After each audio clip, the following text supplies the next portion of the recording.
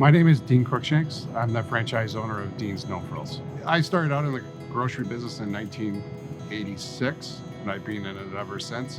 I started off as a part-time meat clerk, and throughout the years, I continued to grow within the grocery business.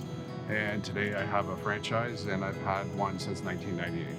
We're the leader in the discount market. I think a lot of it is our culture, what we try and provide into our store between our employees and our customers. We try to provide an opportunity for all employees to grow and develop their skill set to help them out into their future too. I want to really say, thanks to our staff.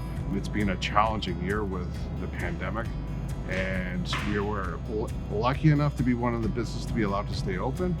However, there was a lot of challenges and a lot of risk what our employees just to come to work, putting their health at risk just to ensure that we could feed everyone and so that everyone had an opportunity to get groceries.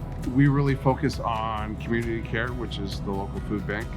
Over the last year, we've donated over $25,000, which is equated to over 7,000 meals. Our big focus in the discount, especially in No Frills, is everyone should have a meal. That's why we have one of our hashtags of Feed Everyone. It's one of our primary focuses. I'm a director on the Beamsville BIA. We also focus some of our fundraising for Scouts Canada, to which we have the Beamsville one, which is directly behind the store.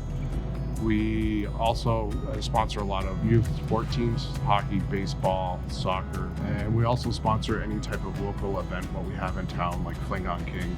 With the type of format of grocery store what we have, we offer lower food prices, which allows people to make lifestyle choices.